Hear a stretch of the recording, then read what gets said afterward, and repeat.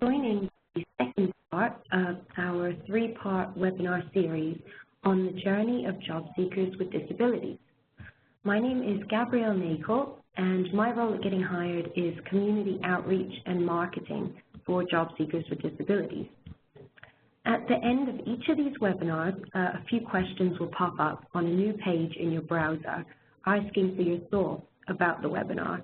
So please feel free to let us know how we did and what you found useful, what we could improve on. We'd also love to know if there are any other topics you'd like more information about.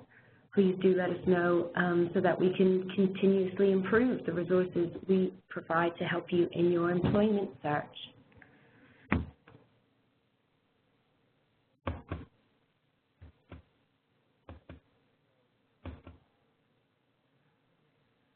Just a quick note first about the webinar logistics. Audio is available through your phone line. The phone number is there, 855-607-0752. And the conference code you can dial in is 617-42130. During the presentation, everyone has been set to mute. If you have any questions at all, please type them in the chat box, which is just to the right of your screen, and I will check the questions at the end of the presentation and do my very best to answer them then. As with all of our webinars, we offer a live captioning service. You can find the link posted in the chat box on your screen now. So if you click that, you should be able to access those. We'll also be recording this presentation and uploading it onto our YouTube channel early next week. And we will also email everyone who's registered the link and also this PowerPoint presentation and the transcript. So if there's any part you miss or you have to leave early for anything, don't worry, you'll receive a copy and you can look over it again in your own time.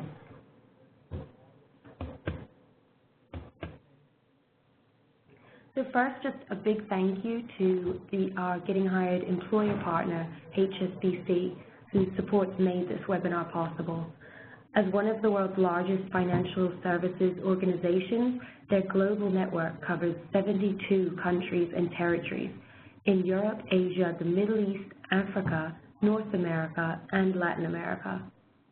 HSBC's global workforce comprises of nearly 140 different nationalities who speak 145 different languages. One of the ways they aim to create an inclusive work culture is through 50-plus employee resource groups. These cover areas such as gender, ethnicity, age, sexuality, orientation, disability, religion, and working parents. You can search and apply for hundreds of their open positions now hiring in New York, New Jersey, and Illinois, all on gettinghired.com.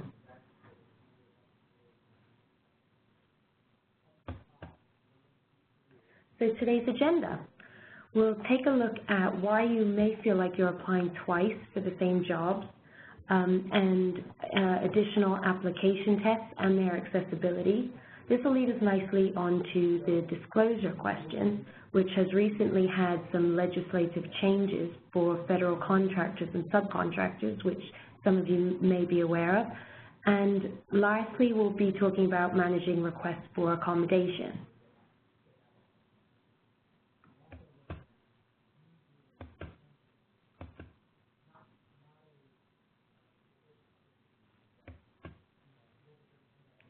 So just to start off with, I wanted to give you a glimpse into the recruitment landscape, just to understand a little bit more about where the hiring managers receiving your applications are coming from.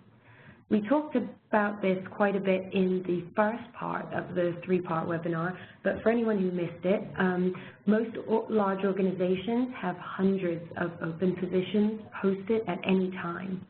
The first resume is actually received within 200 seconds after posting a position, which is less than 4 minutes. The average job posting receives between 200 and 250 resumes, so this is the competition a person is up against when applying for one job. The average recruiter spends 6 seconds reviewing a resume. When you have 250 resumes and hundreds of job posts, recruiters just scan resumes and try to pick out the best ones. Another common way recruiters select successful applications from the hundreds of applies is to run a keyword search to see if anyone in the applicant database meets their keyword search.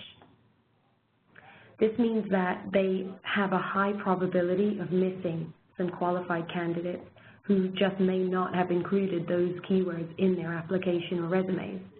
So this is one of the reasons why it's so important to ensure your resume and your application include relevant keywords for the position.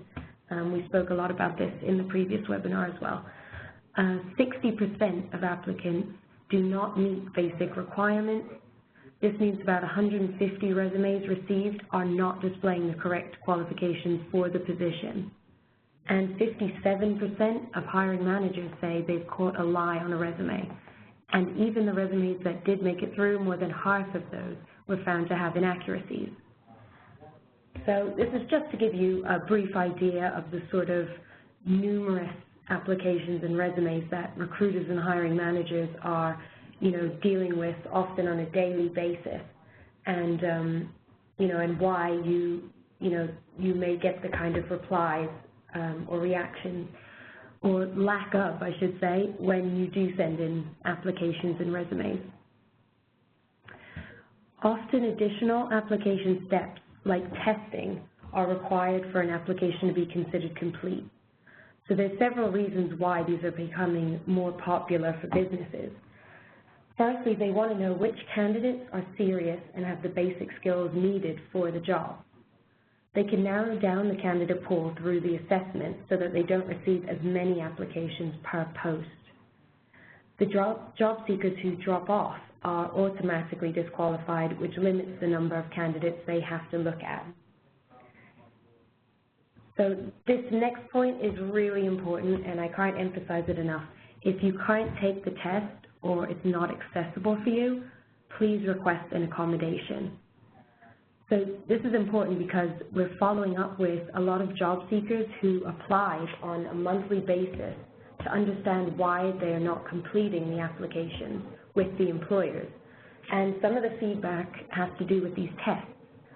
The employers should include what's called an accommodation statement, which gives contact information for any applicants unable to access the tests or applications. This statement could be included in the job listing or another part of their website, like their diversity and inclusion page.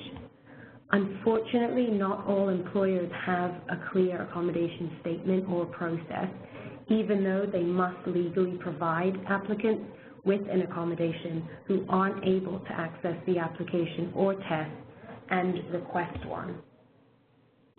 So be proactive and ask the company how you can request one. You may need to request it in writing, or it may be fine to just request it orally, but employers must legally provide an accommodation to enable you to apply. You don't need to go into detail about your disability, but you do need to explain what accommodation would enable you to access the application or test, such as using an alternate format like Braille or large print or reading instructions out loud. If you look at the askjan.org website, they have lots and lots of information and practical examples for accommodations that you and your employer might find useful. You can also talk online with a consultant on the JAN website for any related issues that you may want further information on.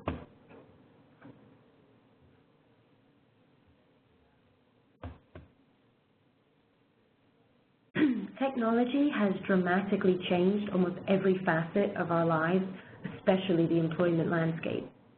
The use of technology in recruiting people as well as people connecting with employers has become standard practice. In many ways, this has improved the process of finding work, for example, expanding global opportunities. But on the flip side, it can also create more barriers for some people. For example, those who aren't tech-savvy or comfortable with using and learning new technology are being increasingly excluded. And without an awareness of universal design, many sites are inaccessible for some people with disabilities. The need for universal design, enabling as many people as possible to use products or services, is spreading, which fortunately has also brought innovation and new technical capabilities. Some of you may be familiar with PEAT, the Partnership on Employment and Accessible Technology.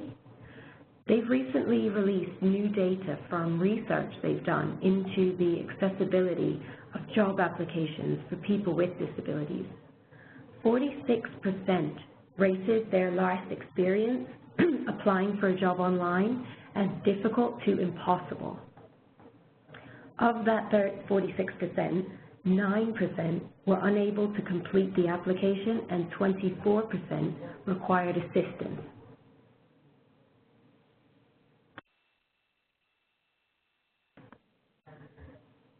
You can see also some of their data statistics here.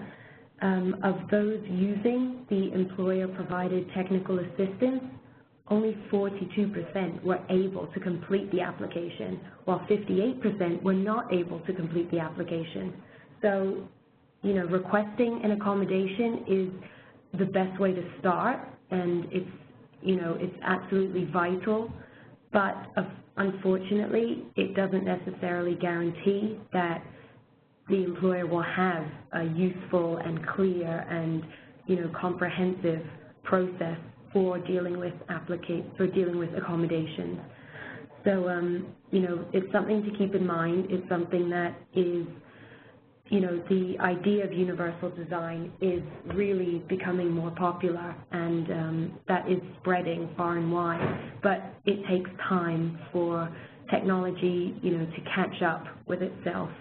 And you can also see here some of the top e-recruiting and accessibility issues that PEAT has identified in their data.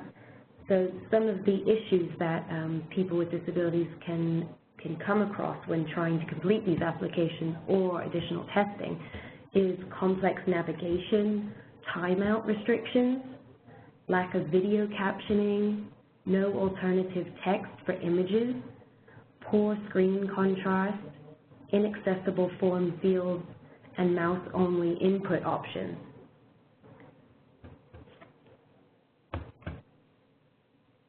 Going back to the importance of requesting an accommodation if needed, here are a couple of examples of accommodation statements from two of our employer partners, Exelon and Waste Connection. So this is Exelon's accommodation statement. On the right side of the screen, it says Americans with Disabilities. If you need assistance completing this application because of a medical condition that may qualify as a disability under state or federal law, please email your request for assistance to recruiter@exeloncorp.com. You may be asked to provide documentation to support your request. So it is possible that they will ask you to provide some documentation to support your request, but it's really not very common that employers do that. And hopefully most of them do have some kind of mention here, like here, of an email address, a phone number, hopefully both. And if they're really, really A-star inclusive employers, they will have a dedicated team to manage any accommodation requests.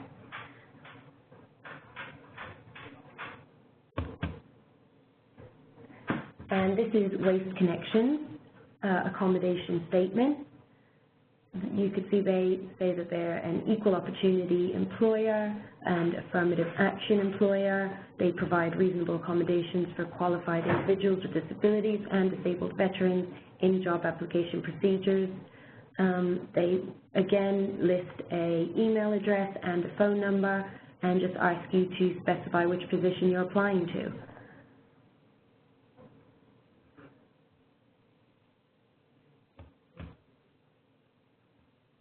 A couple of tips in your job application.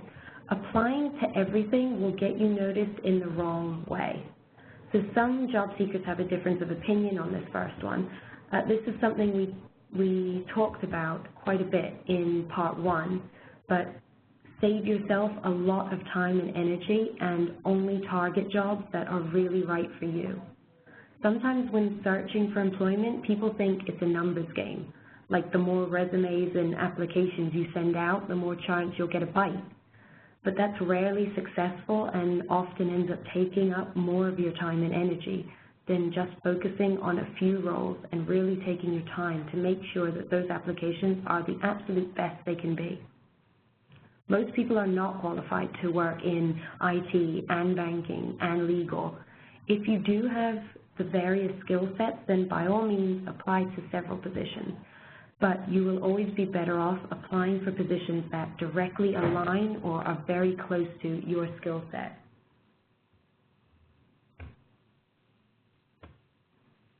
Second point here is don't reach out to the company the day you apply. So going back to the overwhelming number of applications and resumes we know employers are sifting through, give the company at least a few days to gather some resumes and go through their selection process before reaching out as a follow-up. Another differing opinion is whether you should follow up at all. So if you have a contact at the company, do follow up.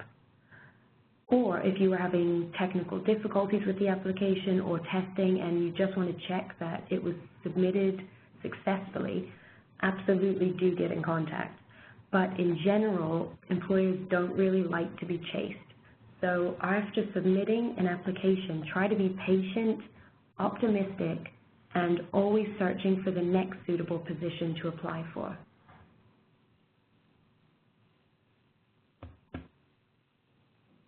Moving on to disclosure.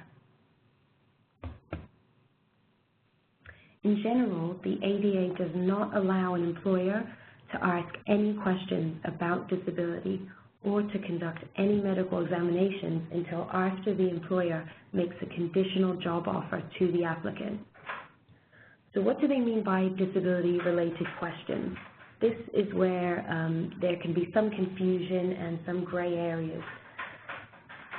Basically, disability-related questions will include asking whether you have or have ever had a disability, or how you acquired your disability, or asking about the nature or severity of your disability. So employers also cannot ask another person about your disability, and they cannot ask about your genetic information or prior workers' compensation history. They also cannot ask whether you're currently or have a history of taking any prescription drugs or medications. Questions that are not likely to elicit information about a disability are therefore not disability-related inquiries and not prohibited under the ADA. These are things like asking generally about your well-being, so how are you, or if you look tired or ill, asking if you feel okay. They are allowed to ask about non-disability related impairments. For example, if you break your leg, someone might ask you, how did that happen? They are able to ask whether you can perform job functions. We'll talk a little bit more about this in a bit. They also can ask you about a current illegal use of drugs. So that's something to be to keep in mind as well. Current situations are different than, things you've done in the past. And asking you to provide the name and telephone number of a person to contact in case of an emergency. So these are all things that they are allowed to inquire about. But if you think you've been asked an illegal question or have been discriminated against, you can contact the EEOC, which is the Equal Employment Opportunity Commission. Although employers may not ask disability-related questions or require medical examinations at the pre-offer stage, they may do a wide variety of things to evaluate whether an applicant is qualified for the job.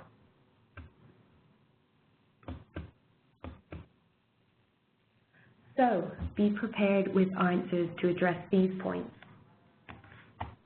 Employers may ask about an applicant's ability to perform specific job functions or tasks.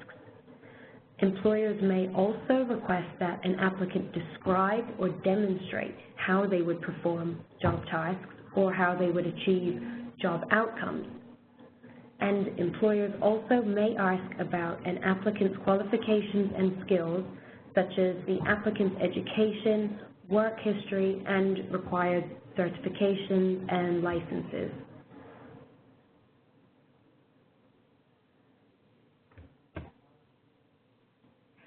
There is an exception to the ADA regulations that prohibit employers from asking about a candidate's disability, and that is federal contractors. So you may have come across this.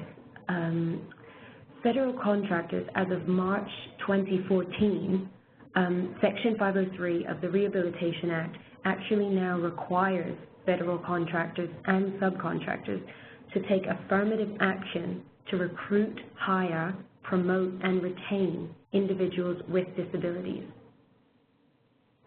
Depending on the size of the company, they must ensure that 7% of their workforce are individuals with disabilities. They must also be able to show how they're working to achieve this. The federal contractors are required to ask if you have a disability. They are not, however, allowed to ask what kind. Disclosure is a pretty scary topic for some, and it's still a completely personal decision. But it could be beneficial to disclose as conversations are now changing. More companies, also outside of federal contractors, are also looking to diversify their workforce too.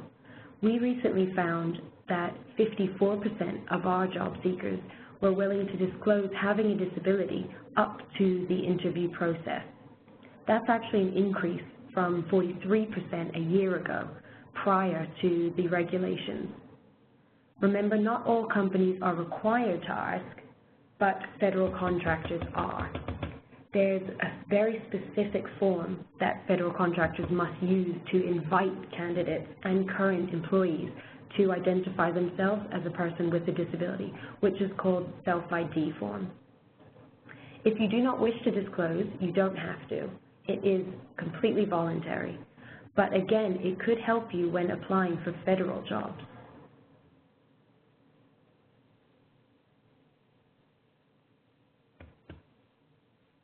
This is what the actual self-ID form looks like that all federal contractors and subcontractors must use in the application process. So it quite clearly states at the top, voluntary self-identification of disability. Why are you being asked to complete this form? It explains there briefly that they are asking, only to measure how many people with disabilities they have been able to recruit. It also says there that anyone working for them currently is also being invited to disclose as well, and that there are no repercussions if they do disclose, and no repercussions for employees that have been working there and haven't disclosed beforehand. And also it clarifies, how do I know if I have a disability? You're considered to have a disability if you have a physical or mental impairment or a medical condition that substantially limits a major life activity, or if you have a history or record of such an impairment or medical condition. So disabilities, for example, can include, but are not limited to, blindness, deafness, cancer, even someone with a history of cancer, diabetes, epilepsy, autism, cerebral palsy, HIV and AIDS, schizophrenia, muscular dystrophy, bipolar disorder, major depression, multiple sclerosis, missing limbs or partially missing limbs, PTSD or obsessive compulsive disorder, impairments requiring the use of a wheelchair, and also intellectual disability. So there may be conditions that they haven't specified there, but that do meet the definition that they've given there at the top, which is also the ADA definition. All you have to do with this form is check. Either yes, I have a disability, no, I don't, or I do not wish to answer. So applicants' responses to this form should be provided only to human resources offices and not shared with interviewing, testing, or hiring officials. So this is something that you can also be aware of when you receive this form in any job application. It should be completely confidential.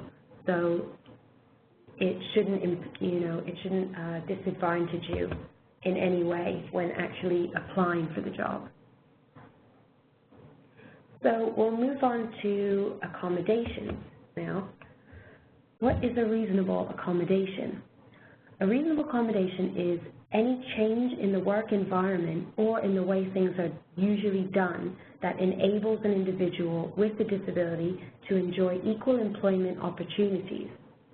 Reasonable accommodations include changes to the job application process, changes to the work environment or the way the job is done, and changes to enable the employee to enjoy equal access to the benefits and privileges of the job. So that could be any, additional training. It could be access to any kind of benefit or any social activities organized by the company, anything related to that. So here are some types of accommodation. It's good to have an idea of what sort of types of accommodation are out there and what you could potentially be asking for. Adjusting or modifying test and training materials, such as providing materials in alternate formats, like we talked about with the job applications, braille or large print, or reading instructions out loud. Also using a job coach paid by a public or private social service agency. A job coach can accompany you at work to support you with your job duties. Equipment or devices can also be types of accommodation. This could be adapting equipment simply by raising the height of a desk to accommodate a person with a wheelchair, or getting assistive technology such as a computer screen reader, or using an assistive listening device for someone who has hearing loss. Some other examples: modifying policies or workplace rules, such as allowing an employee with diabetes to eat at her desk. Flexible working hours, which could be adjusting the start or finish times or periodic breaks throughout the day. Using qualified interpreters. Job restructuring, so maybe amending or reallocating some of the specific tasks in the job description, or working from home.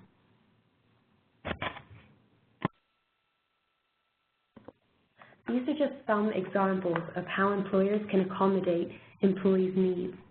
Companies are increasingly making efforts to brand themselves as diverse, progressive, forward-thinking businesses who value all their employees' talents.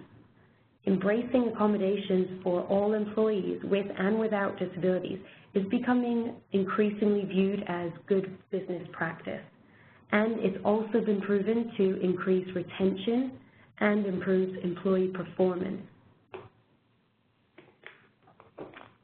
When people feel valued, they feel motivated to do their best. So take note of all the businesses you might notice making headlines in this kind of area.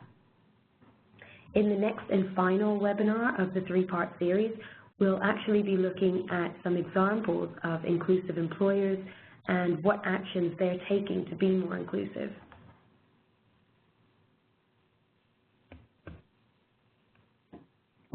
So following getting hired, you can stay updated with our resources and events. You can follow us on Facebook, LinkedIn, Twitter, and Google+. We also have a lot of other resources on our website, such as our blog, which has lots of articles you may find useful in your job search.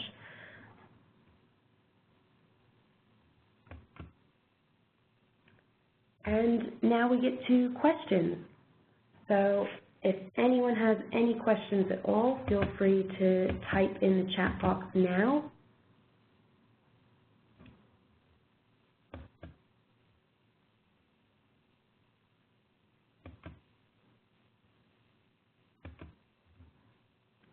So it doesn't look like we actually have any questions. If there is anything that you think of later that you would like more information about, feel free to contact us via the Getting Hired website. Also, as I mentioned earlier, you'll find loads and loads of information around disclosure and accommodations on the Ask Jan website. And you can also sign up for further upcoming webinars we have on www.gettinghired.com/events. So we'll have more webinars coming up the rest of this year. We actually have 2 that will be presented from Jan. So you'll get the experts there for any Q&As, anything you want to ask specifically. They're going to really give a detailed run-through of accommodations and best ways to disclose your disability. So thank you very much for joining, and I hope you found it useful. If you haven't already registered for Part 3, you can do so using that link there on the screen, gettinghired.com/events. I'll email all registrants a copy of the presentation and transcript and a link to the recorded webinar as well. And so thank you very much, and don't forget to give us your feedback and any suggestions or ideas of other topics you might like to know more about. You should get the survey just popping up on your screen once you exit. Thank you very much, and have a great day.